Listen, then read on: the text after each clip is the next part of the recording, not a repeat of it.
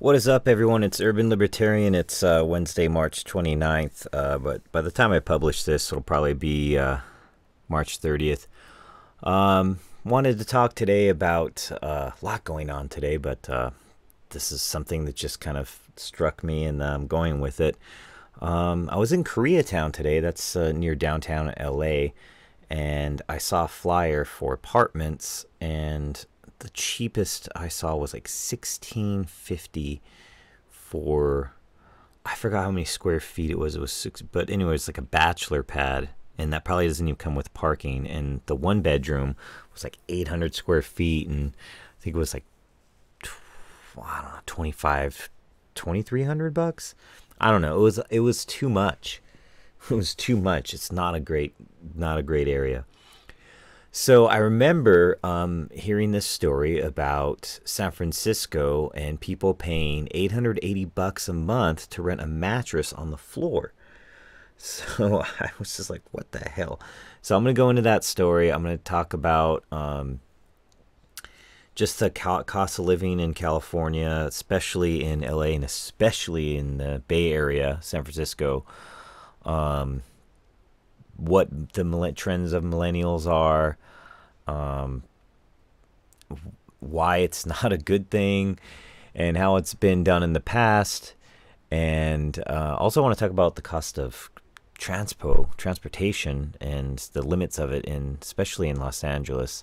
And then I want to please watch the end of the video, because at the end I'm going to critique over this video of what the future entitles, and it's not good. So I'm going to try to go through this as quick as I can, and let's get started. So this is out of Curbed, which is it's Curbed San Francisco. Curbed is, if you don't know Curbed, it just has a lot to do with like rentals and stuff like that, and housing. So rent mattress on Berkeley floor and shared room for $880 a month, or $26 a night. Look at that sweaty, nasty mattress. Gross. Just because you can doesn't mean you should. Sage advice. The same words should be applied to landlords looking to make a buck off the housing crisis.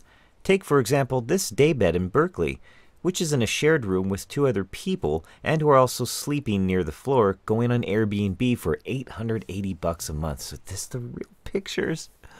You get to sleep on like seriously, it's not even like a real bed. It's a fucking, it's a futon. It's a Japanese futon. Holy shit. This ad was featured on PadMapper, a site that takes Airbnb listings and tallies the cost per month. The listing price runs $26 per night, runs $26, which is still too fucking much. Oh, there's your view. Granted, housing Stockholm syndrome is rife around the Bay Area, so this might seem like a deal, but it's not. Crashing on a sleeping pad next to two strangers on a carpeted floor should come with payment, not the other way around. But in a pinch and port in a storm, right? Dude, that is insane. So that's just a combination of hearing about the story the other day and then seeing that the rent price in Koreatown. I just was like, my God, I've got to do a story about this. So I heard this is kind of a trend up there, and it's not a new thing. It's a repeat of the Middle Ages and Great Depression era when we all had to live together. And, you know, I lived in a dorm, in an international dorm when I was staying in Korea. And honestly, it was the best of times and the worst of times. And I've stayed, actually, God, I stayed in community, actually, now that I think about it, a lot overseas, a lot traveling and throughout Southeast Asia, backpacking, stayed in some kind of dorm type situations. Just moving in my situation in Korea, I had to stay in youth hostels, and there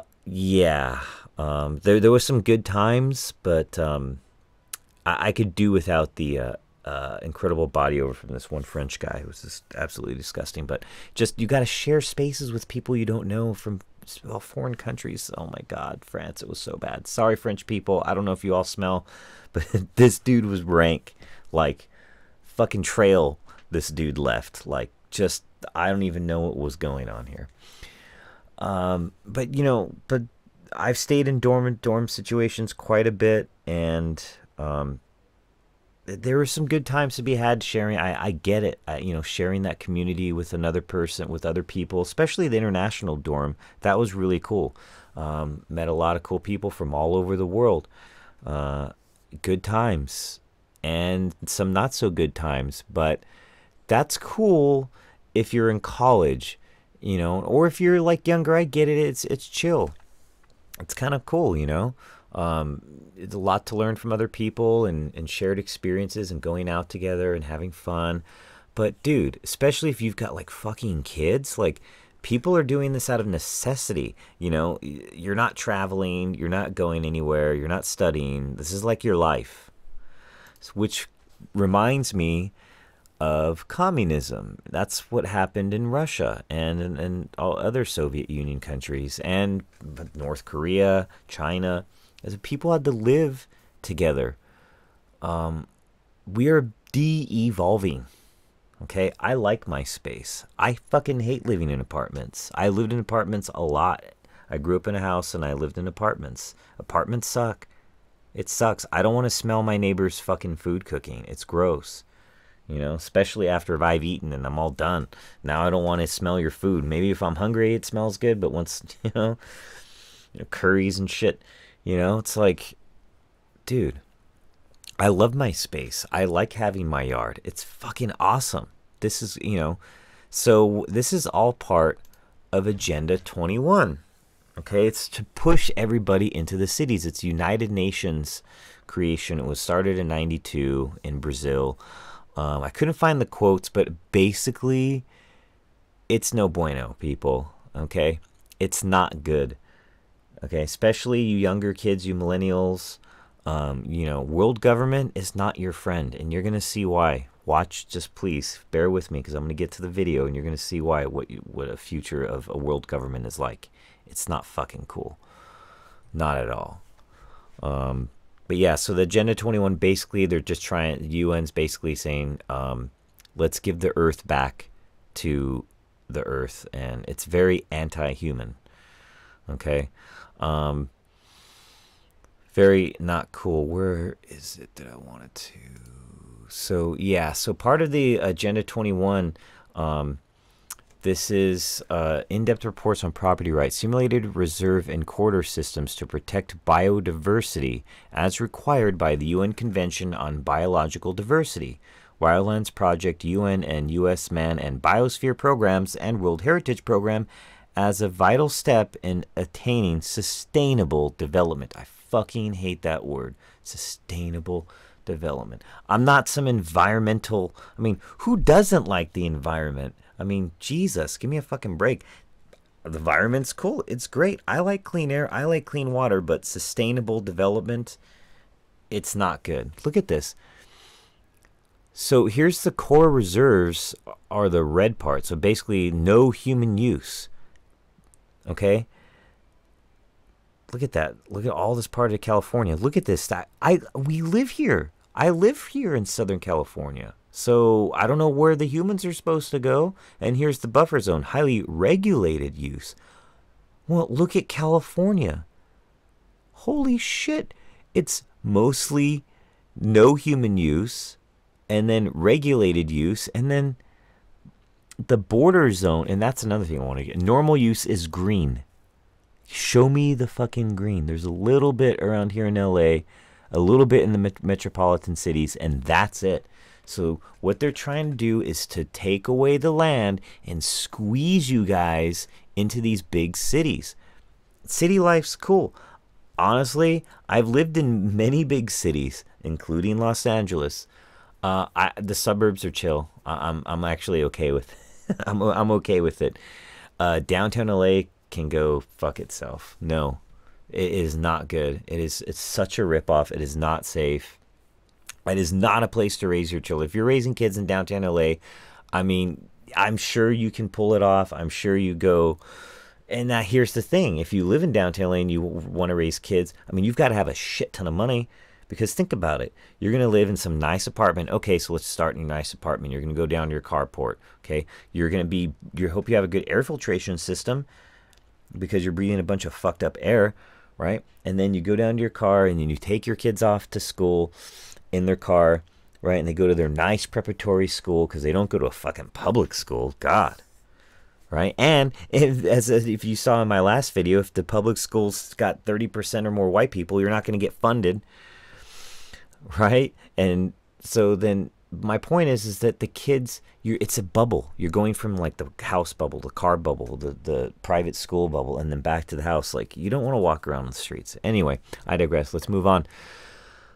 So you've got the mayor of LA trying to basically, his whole concept is basically they're just trying to make traffic worse in LA so we walk. But the problem is the way the city's built, you can't walk in this fucking city. You just can't unless you live in downtown LA, and that's fine. You want to stumble over homeless people, and it smells like dog piss, human piss. It smells like nasty. No, thank you. You know, and then we're paying all this money, and then here we go. Our roads are fucked. We pay the most. Look it up. I can't spoon feed you all the statistics, but trust me on this. We pay the most for our roads, and we have the shittiest roads in the state. Okay, and then now the governor wants to tax us even more for the roads. So we've got the coming gas tax. We've got the let's build homeless people houses in LA tax that just passed. I mean, I know I'm forgetting more. There's fucking so many taxes. We're the most taxed state. It's ridiculous. All right, let's go to the final thing that I wanted to show you. This came out in 2011. No, 2010. This is published. Almost 1202, 2010. And this is from the Forum for the Future. Probably, I'm sure, George Soros, U.S. Rockefeller funded bullshit. But they came out with this video, and it is their Plannedopolis, their city of the future. And it is a fucked future. Let's just get right into it. And I'm going to stop this and go over and talk. That's just what I do. Sustainable fucking world. God. Watch. Look what it's like to live in a sustainable world. It's all communism, people. It's all it is. How will people travel in the cities of the future?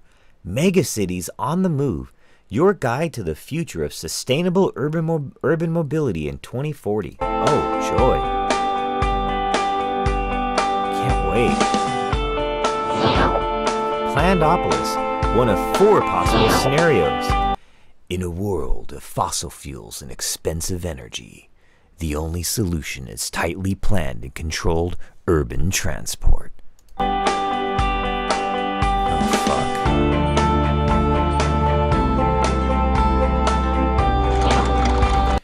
Global climate change deal imminent 2011. Oh, sorry, Trump got in. Citicorp and Lagos government joint venture to redesign city. Isn't that Lagos, Nigeria? Capital of Nigeria. Plans for new floating cities approved. Oh yes, because the fucking oceans are overflowing. Global Food Council rations water. So there you go, the Global Food Council. So somebody not elected, right, somewhere far off in another land is telling you to ration your fucking water. Sounds like California. Welcome to Plannedopolis, a day in the life of V.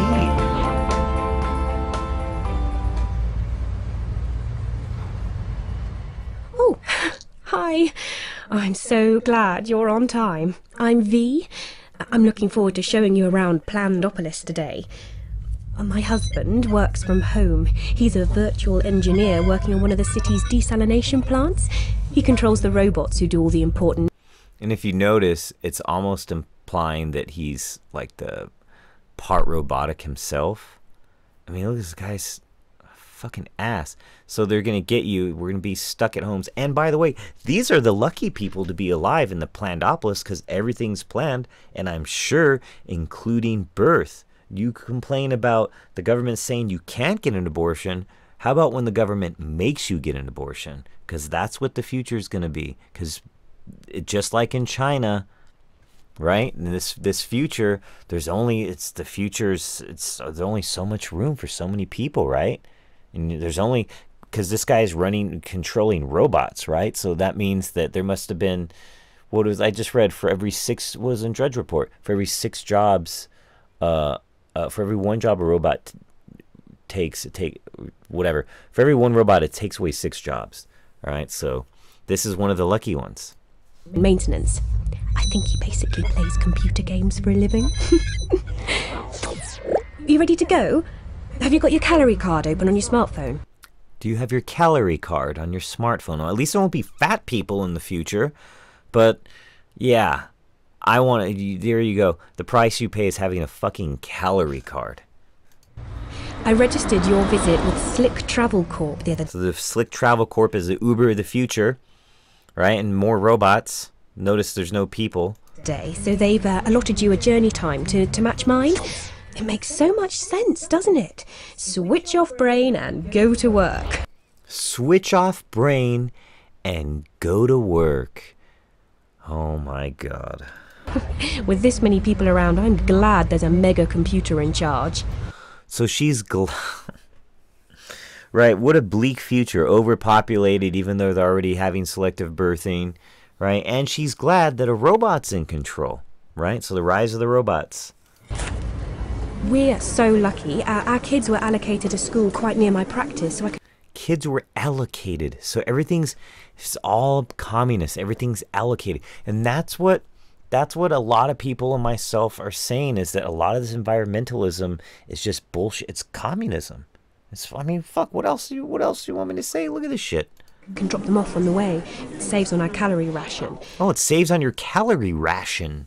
Oh. Well, it won't be long until the little darlings get their career announcements. Oh, they'll get their career announcements. Notice, everything's passive. Everything is chosen for you. Oh. No free will. They've been working so hard, so I'm sure they'll get something good. Not that there's anything wrong with fixing carbon scrubbers for a living or anything. There's nothing wrong with carbon dioxide. Are you hungry? Let's pop to the market. Yeah, I'm fucking hungry, bitch. Right, what's on the menu this month? No, not meat. It's not your birthday. No, not meat. It's not your birthday, because that's the only time you get meat. Other times, I guess you're just eating fucking bugs and twigs. The Global Food Council are doing a really good job of keeping food production going. Oh, well, thanks, Global Food Council. You're really doing a good job. I'm only getting meat on my birthday. Sounds like you're doing a fucked up job. I mean, you don't get the choice you used to, but we're better off than most. Oh. Well, this doesn't sound like a good future. I think it's probably easiest to walk from here. You barely see a car in the city centre nowadays, unless you're rich. See, so only the rich people get to drive cars.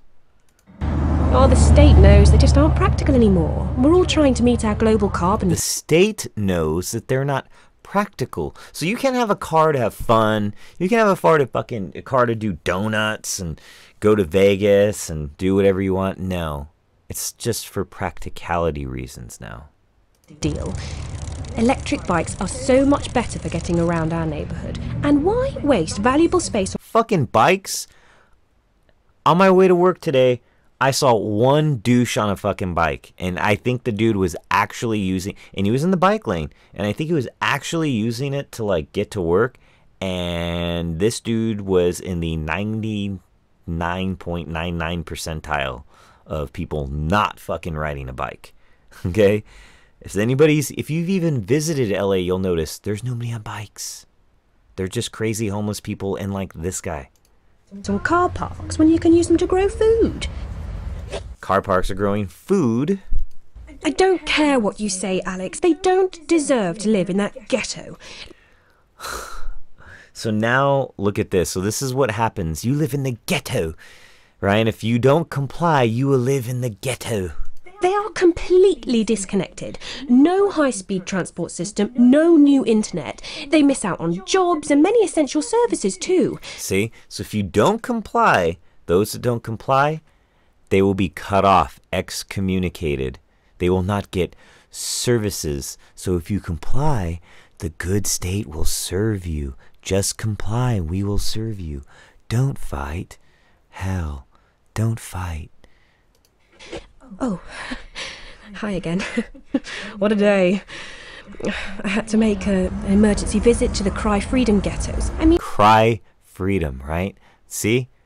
The freedom seekers, they live in the ghettos. I miss my sister like mad, but I'm glad they went when they moved to New Amsterdam. They're safe from climate change on the floating city. They're safe from climate change in the floating city. It's much easier to meet up with friends virtually now. So many cities. And there you go. And that's another thing that those that empower are trying to pull. Cutting you off from other people, live human interactions. Right? We're already doing it with our fucking cell phones. And I don't know why everybody loves texting so much. I mean, we're like de-evolving, right? It was the fucking what? The telegram, right? The telegram, typewriters, fucking email, or phone, cell phone, and now we're texting? I mean, what the shit is that? We're de-evolving. These have banned cars in central areas. Ooh, looks like she's got... Did you hear that? They banned cars in central areas, by the way. some juicy gossip. If that is the future, fucking shoot me in the head, millennials. Because that's not what I want. I want to eat meat. I want to drive my fucking car. And I want to control my life. What do you think? Leave me a comment. Subscribe. That'd be awesome.